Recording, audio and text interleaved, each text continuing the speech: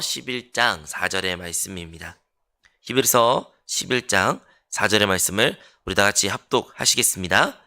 믿음으로 아벨은 가인보다 더 나은 제사를 하나님께 드림으로 의로운 자라 하시는 증거를 얻었으니 하나님이 그 예물에 대하여 증언하심이라. 그가 죽었으나 그 믿음으로써 지금도 말하느니라. 아멘. 오늘 전 여러분과 함께 히브리서 11장 4절의 말씀을 가지고 함께 나눌 설교의 제목은 우리의 답 믿음입니다. 어제 여러분과 함께 사람의 그 첫 번째 타락에서 함께 말씀을 나누었습니다. 아담과 하와가 이 에덴 동산에 살았지만 결국에는 그들이 사단의 뱀의 미혹에 빠져 결국에는 하나님이 먹지 말라는 그 선악을 알게 하는 지식의 나무의 열매를 먹음으로써 그들은 타락하게 되었고 그들은 그 동산에서 쫓겨나게 되었습니다. 그들은 이제 필멸자로 죽음을 맞이하고 그들의 영 또한 죽은 상태가 되었습니다. 우리가 이렇게 그 타락에 대하여 말씀을 나눴을 때 우리에게는 이렇게 막막한 마음도 있고 또한 왜 그랬을까 후회도 있고 또한 우리의 모습을 보는 것 같아가지고 또한 자기 자신을 자책하거나 죄책감을 드는 분들도 있을 수 있습니다. 하지만 어제 설교의 끝에 우리가 함께 나눴던 말씀이 무엇입니까? 다름 아니라 그럼에도 불구하고 하나님께서 우리를 사랑하사 우리에게 은혜를 베풀어 주사 우리에게 구원자를 약속하셨고 그리고 그 구원자가 2000년 전에 이 땅에 예수 그리스도께서 오심으로 말미암아 이루어진 줄로 믿습니다. 그러므로 우리 이제는 예수님을 믿음으로써 우린 다 구원을 받았고 하나님의 자녀가 되었습니다. 예수님의 십자가의 보혈로 말미암아 우리의 모든 죄는 과거, 현재, 미래의 어떠한 죄도 다 청산이 되었고 이제는 우리는 하나님께 예수 그리스도를 통하여 담대하게 나아갈 수 있는 자가 되었습니다. 이것이 진정 우리에게 복음입니다. 그러므로 어제 그 타락의 많은 이야기를 나눴지만 그 끝은 결국에는 우리에게 복음으로 끝나는 것입니다. 여러분, 타락에 대해서 우리가 말씀을 나누고 묵상할 때 거기서 그쳐서는 안 됩니다. 타락을 우리가 나눈 이유는 다름 아니라 그 다음에 다가올 그 복음을 말하기 위해서인 것을 우리 모두 기억해야 될 줄로 믿습니다. 하나님의 복음은 오직 타락 이후에 올 수 있는 것입니다. 사람이 본인이 타락한 걸 알지 못한 사람은 결코 복음도 알 수가 없는 것이죠. 그래서 사람이 역설적에도 타락했기 때문에 하나님의 그 크신 은혜를 입을 수 있게 된 것입니다. 천사와 사람에 있어서 가장 큰 차이는 천사는 모든 것이 다 하나님 앞에 순종적이고 모든 것을 할 수 있을지라도 그들은 하나님의 은혜를 알지 못합니다. 은혜를 받지 못했습니다. 왜냐하면 그들은 타락한 존재가 아니기 때문이죠. 반대로 우리 인간은 천사들이 많은 것이 설사 부족한 것이 있을지라도 우리는 천사들이 갖지 못한 한 가지의 하나님을 찬송할 수 있는 것이 있는데 그것은 다름 아니라 은혜인 것입니다. 이 은혜는 오직 타락을 경험한 자만이 내가 결코 죄를 또한 용서를 받을 수 없는 자지만 하나님의 그 크신 은혜를 입은 자로서 내가 구원을 받았다는 아는 자만이 드릴 수 있는 경배인 줄로 믿습니다. 그러므로 오늘도 우리가 그 은혜를 깊이 묵상함으로 그리고 그 은혜에 잠겨 그 은혜를 주님께 감사드리는 우리 모든 성도가 되시기를 주님 이름으로 축원드립니다. 오늘은 그 두 번째 타락에 대해서 나누기를 원하는데요. 이제 아담과 하와가 결국에는 그 에덴 동산에서 나오게 됐습니다. 하지만 하나님께서는 그 여자에게 너의 후손을 통하여 결국에는 그 뱀의 머리를 깨뜨리고 그 구원의 그 메시아가 올 것이라는 그 좋은 복음을 그에게 약속하셨습니다. 그 약속을 받은 그 부부는 그 약속의 말씀을 붙잡고 날마다 살았을 것입니다. 다른 것이 소망이 어디 있겠습니까? 그들이 과거에 누렸던 그 놀라운 아름다운 에덴 동산에서 쫓겨났는데 그들의 소원은 아마 다시 그것에 대한 회복일 것입니다. 그리하여 아담과 하와가 동침하였고 결국에는 그들은 아들을 낳게 되었죠. 그 아들을 보았을 때 그 하와와 그리고 아담에는 어떠한 생각이 들었을까요? 아마도 하나님께서 그 하와에게 약속했던 것처럼 너의 후손, 즉 그 자녀를 통하여 그 메시아가 올 것이다. 그 약속의 말씀이 가장 먼저 떠올랐을 것입니다. 그래서 그의 이름같이 가인이라는 단어는 히브리어의 말로 얻다란과 비슷한 발음을 가지고 있는데 내가 드디어 얻었다. 무엇을 얻었다는 것이에요? 다름 아니라 바로 그 메시아를 그 구원자를 하나님의 약속 이루는 그 자를 내가 얻었다라는 그런 의미에서 그 가인의 이름을 그렇게 이름을 지었던 것 같습니다. 이렇게 가인을 낳았고 또 동침하고 우리가 아는 것처럼 아벨을 낳았습니다. 아벨 같은 경우에는 덧 없는 자, 되게 연약한 자 이런 뜻을 가지고 있습니다. 이 가인은 반대로 얻었다 어떻게 보면 능력과 소망과 자기의 모든 것이 강함을 대표적으로 아벨 같은 거는 덧없다, 없다, 연약하다 이러한 것을 이름을 가진 그 두 아들을 이 아담과 하와가 얻게 되었죠. 이제 아담과 하와는 그 두 아들에게 자기네들이 누렸던 것들을 그리고 자기네 실수들을 그리고 자기의 범죄를 타락을 그리고 하나님의 은혜와 긍휼을 모든 것을 낱낱이 최대한 상세하게 알려줬을 것입니다. 하나님에 대해서도 복음에 대해서도 그 자녀들에게 가르쳤을 것이고 하나님께 경배한다는 것도 그리고 약속을 지키실 그 약속을 믿어야 된다는 것도 부모님은 그 자녀에게 알려줄 것이죠. 그래서 그 두 자녀는 하나님을 잘 알았습니다. 하나님을 알았고 또한 하나님을 섬긴 자들이었고 하나님께 제사도 드렸다는 것을 우리가 알 수가 있습니다. 하지만 그들의 했던 일들은 달랐습니다. 창세기 4장 2절 같은 경우에는 또 가인의 아우 아벨을 낳았는데 아벨은 양치는 자였고 가인은 농사하는 자였더라 라고 기록되어 있습니다. 그 두 자녀, 두 아들이 이제 직업이 달랐습니다. 하나는 양을 치는 자였고 하나는 농사를 짓는 자였죠.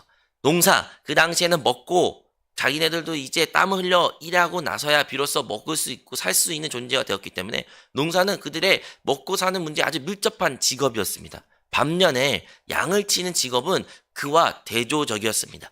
오늘날이야 양고기도 흔히 볼 수도 있고 많은 사람들이 육식을 하고 있었지만 이 당시만 해도 노아 시대가 오기 전까지는 육식을 하지 않았습니다. 그들은 어떠한 동물도 먹지 아니했던 존재였는데 그럼에도 불구하고 아벨은 양을 쳤다라고 성경에는 기록하고 있습니다. 이 두 직업의 완전 다른 일을 하고 있음을 우리가 알 수가 있는데 이제 그 다음 말씀에 하나님께 제사를 드릴 때가 오는데 가인은 자기의 농사를 지었던 농사의 소산물로 아벨은 자기가 키운 아기의 양을 가지고 기름으로 하나님께 예배 드렸을 때 하나님은 누구의 제사를 받았다고 기록되어 있습니까? 다름 아니라 그의 동생 아벨의 제사를 받았다라고 기록되어 있습니다. 이렇게 양을 치는 자, 그 양을 치는 아벨의 제사를 하나님께서 받았다고 하는데 그 양을 치는 제사를 받은 이유가 무엇입니까? 그리고 그 이유는 오늘의 본문의 말씀 히브리서 11장에 그 답이 기록되어 있는데 바로 믿음으로 아벨은 가인보다 더 나은 제사를 하나님께 드렸다라고 기록되어 있습니다. 여러분 우리가 먹고 우리가 일하고 이 땅 가운데 살아갑니다. 우리가 이 땅 가운데 하나님을 믿음으로 구원을 받았지만 그럼에도 불구하고 우리가 우리의 가정을 혹은 우리의 삶을 영위하기 위해서는 우리는 이 땅 가운데서 일을 해야 됩니다. 하지만 많은 경우에는 우리가 그 일이 주된 일이 되어 그 먹고 사는 것으로 우리가 하나님을 경배한다라고 착각을 합니다. 우리가 가진 것으로 우리가 일해서 우리가 땀 흘려서 하나님이 무엇인가 부족한 것처럼 나의 것으로 하나님을 예배드렸던 가인과 같이 오늘날도 우리는 그렇게 하나님을 섬겨야 된다고 생각을 합니다. 근데 반면에 아벨은요 자기와 먹고 마신 거와 저 상관없는 바로 하나님이 진정으로 기뻐하시고 즐거워하신 그 피의 제사를 하나님께 드렸습니다. 그것은 어떠한 것을 보이지 않는 것의 의미를 갖고 있습니까? 바로 아벨은 믿음으로 하나님께 예배를 제사를 드렸다는 것을 우리는 알아야 합니다.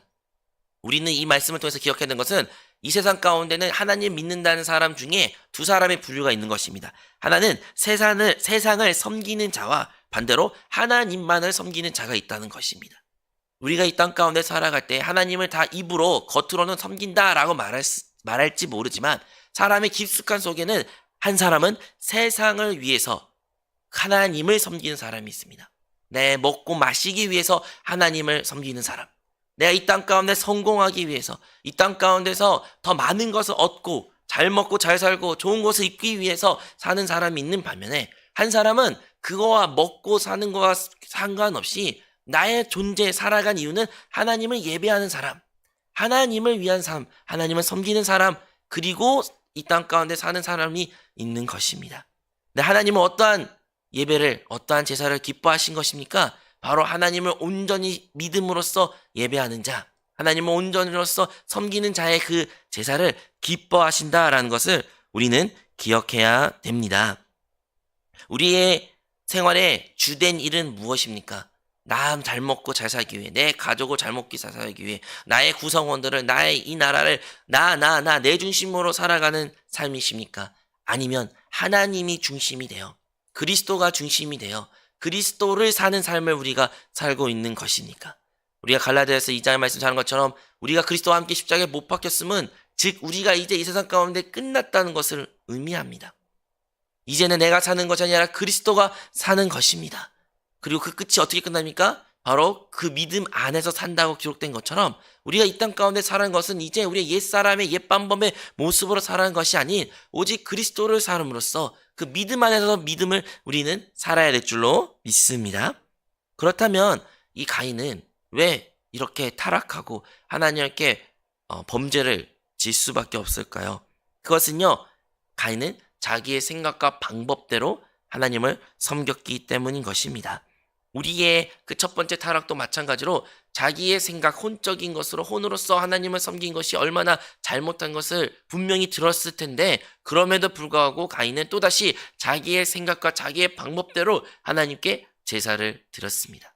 그것이 하나님이 결코 기뻐하지 않는 제사라는 것을 알지라도 그래도 본인이 생각한 가장 좋은 것, 본인이 준비한 가장 최선의 것을 하나님께 드렸다는 것이죠.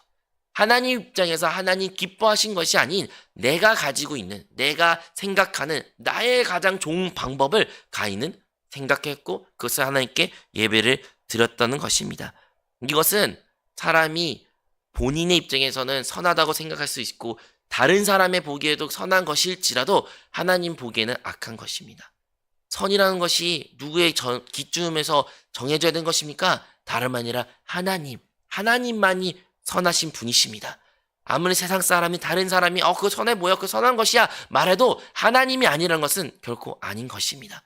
그러므로 우리는 우리가 선을 정한 것도 아니요, 다른 사람이 선하다 보여서 선도 아닌 오직 하나님의 중심으로 하나님의 선한 것을 우리가 행해야 되는 그리스도인이 되어야 될 줄로 믿습니다.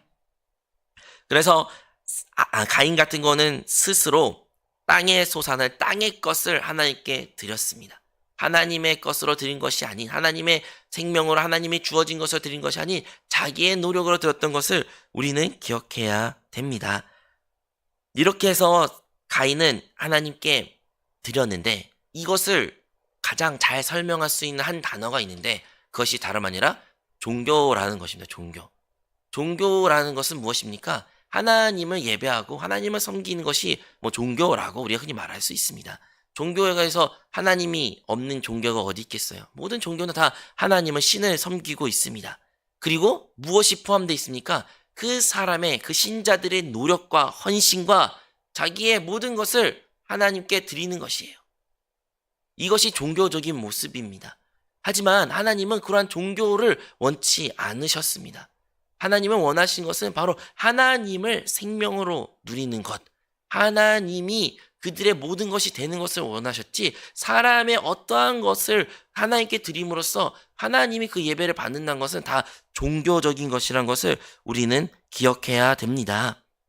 그래서 가인은 하나님이 그 제사를 받지 않음으로 말미암아 그 안에 서운함이 또한 분이 생겼다라는 것을 우리는 기억해야 됩니다. 창세기 4장 5절 같은 5절에 기록되기를 가인과 그의 재물을 받지 아니하신지라 가인이 몹시 분하여 안색이 변하니. 우리가 그 가인이 하나님이 자기 제사를 받지 아니한 것을 인하여 분이 났다라는 것을 성경에 기록되어 있는데 이것이 바로 종교적인 사람들의 특징인 것입니다. 여러분, 종교란 것은요, 나의 노력과 나의 것이 다 들어가기 때문에 내 것을 받지 않으면 내가 서운해요. 내가 기분이 나빠요. 내가 이것이 분이 나는 것입니다. 특히 다른 사람은 하나님께서 복을 내리신 것 같은데 나에게는 복을 받지 않냐면 그때부터는 원망과 불평이 있고 다른 사람에 향한 시기와 질투가 있는 것입니다. 왜 그러합니까? 바로 나로부터 모든 것이 비롯되었기 때문인 것입니다. 만약에 그것이 진정 내가 하는 것이 아닌 내 안에 계신 그리스도께서 하나님이 하신 모든 일이었다면 그것 가운데 나의 생각과 나의 의견과 나의 모든 것이 없기 때문에 분도 억울함도 선함도 결코 들어가 있지 않습니다. 그런데 종교는 나의 것이 내가 무엇을 했기 때문에 우리는 그것을 인하여 서운하기도 하고 때로는 분을 내기도 합니다. 가인만이 이렇게 분을 내는 것이 아니라 오늘날도 하나님을 섬긴다라는 이름으로 하나님을 예배를 드린 사람이 많이 있을 수 있으나 만약에 그것이 우리의 천연적인 육신적인 혼적인 우리의 종교적인 모습을 하나님 예배 드렸다면 그 예배가 진짜 하나님께 합당한지 아닌지 어떻게 알 수 있습니까? 만약 하나님께서 그의 삶 가운데 받지 않다. 즉 하나님께서 그 삶 가운데 어떠한 기도 응답이라고 볼 수도 있고요. 아니 삶 가운데 환경 가운데 어려움과 고난과 환란이 있을 때 그 사람들의 그 태도를 통해서 우리가 알 수 있습니다. 우리가 나의 삶 가운데 왜 내가 이렇게 하나님 예배를 하는데 하나님은 복을 안 주셔? 왜 난 열심히 하나님 믿는데 이렇게밖에 못해? 하나님 너무해요. 하나님 이럴 수가 있습니까? 우리가 이러한 모습들이 다 지닌 것이요. 결국에는 무엇을 증명하는 것입니까? 내가 하나님을 섬겼던 것이 나의 노력으로, 나의 생각으로, 나의 것으로 내가 하나님에게 마치 무엇인가를 맡겼던 것처럼 하나님 그 예배를 받고 안 받고는 전적으로 하나님한테 달려있는데 하나님의 주권이고 하나님이 선택할 수 있는 일인데 마치 우리는 하나님이 우리에게 무엇을 맡기냐 우리가 하나님께 무엇을 맡긴 마냥 그걸 안 받았다고 우리에게 복을 안 줬다고 우리를 축복 안 했다고 우리가 하나님께 분을 내는 것은 어떻게 보면 우리의 위치를 상실하는 것입니다. 우리가 하나님께 예배 드리는 것은 그냥 전적인 하나님의 은혜 하나님의 구원에 대한 감사 우리 안에 계신 그리스도로 인하여 성령으로 말미암아 즐거워하고 기뻐하고 그냥 하나님께 자연스럽게 드려진 것이라는 것을 우리 모두 기억하시기 바랍니다. 그런데 이러한 종교적인 사람들이 종교적으로 주님께 혼적으로 천연적으로 예배드리는 사람들이 무서운 것은 그 다음에 일에 어떤 일이 납니까? 살인이 일어난 것입니다.